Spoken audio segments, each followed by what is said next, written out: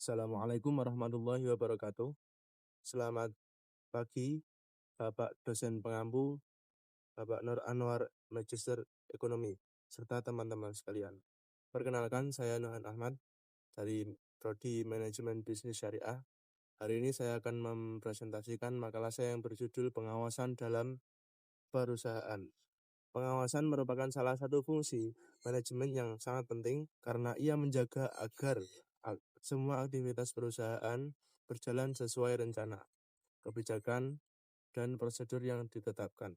Tanpa pengawasan yang efektif, perusahaan rentan mengalami kesalahan, penyimpangan, bahkan kecurangan yang dapat merugikan. Di era teknologi dan dinamika pasar yang cepat seperti sekarang, pengawasan yang baik menjadi kunci untuk meningkatkan produktivitas, mengelola sumber daya yang dengan efisien, dan mempertahankan kepercayaan stakeholder. Serta secara konseptual, fungsi pengawasan meliputi 4 langkah utama, yaitu menentukan standar atau tolak ukur prestasi kerja. Yang kedua, mengukur hasil kerja aktual.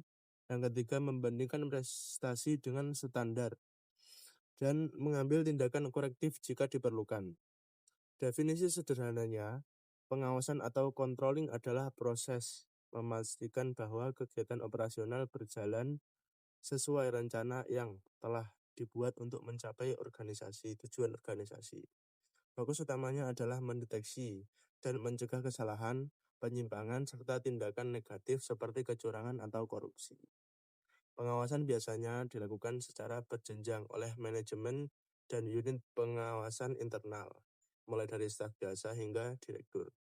Objek pengawasan sangat luas, mencakup hampir seluruh tahapan aktivitas perusahaan.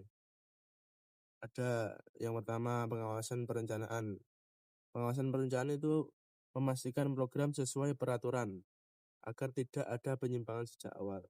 Yang kedua, ada pengawasan keuangan atau anggaran, yaitu mendeteksi kegagalan penyerapan anggaran dan mencegah penumpukan di akhir tahun. Yang ketiga, ada pengawasan pelaksanaan. Pengawasan pelaksanaan ini untuk menjaga agar kegiatan sehari-hari sesuai rencana dan ketentuan yang berlaku. Yang keempat, ada pengawasan kerjasama. Mengevaluasi kerjasama dengan pihak internal maupun eksternal agar memberikan hasil optimal. Ada beberapa jenis pengawasan yang umum diterapkan di perusahaan. Yang pertama, ada pengawasan preventif, yaitu dilakukan sebelum kegiatan berlangsung untuk mencegah kesalahan, contoh prosedur kerja yang jelas dan pelatihan karyawan. Yang kedua, ada pengawasan korektif, yaitu dilakukan setelah terjadi penyimpangan untuk memperbaiki, contohnya audit internal dan tindakan perbaikan. Yang ketiga, ada pengawasan operasional, fokus pada aktivitas harian seperti produksi dan pengendalian kualitas. Yang keempat, ada pengawasan strategis. Pengawasan strategis ini untuk mengawasi pencapaian tujuan jangka panjang, misalnya evaluasi tahunan target penjualan. Yang kelima, ada pengawasan keuangan. Pengawasan keuangan ini untuk mengendalikan anggaran dan pengeluaran.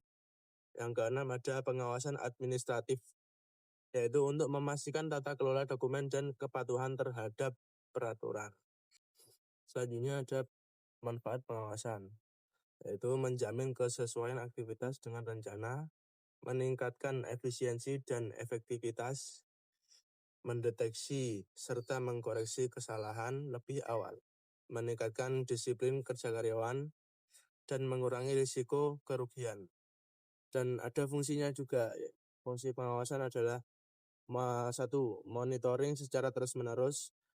Yang kedua, evaluasi hasil kerja. Yang ketiga, tindakan korektif. Yang keempat, pelaporan pada manajemen. Pengawasan yang melekat yaitu pengawasan langsung oleh atasan terhadap perilaku dan prestasi bawahan. Terbukti paling efektif untuk mewujudkan efisiensi kerja. Agar pengawasan benar-benar efektif, perusahaan harus menerapkan beberapa langkah kunci. Yang pertama, menetapkan standar kinerja yang jelas dan terukur.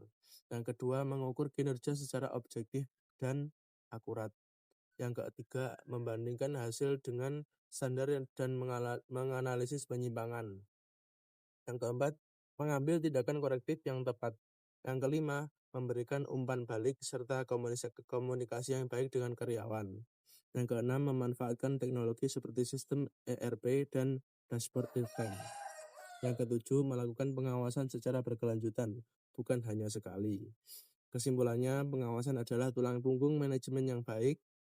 Dengan pengawasan yang efektif, perusahaan dapat menjaga kelancaran operasional, meningkatkan kinerja, mengurangi kesalahan, serta meminimalkan risiko kerugian. Terima kasih atas perhatiannya. Wassalamualaikum warahmatullahi wabarakatuh.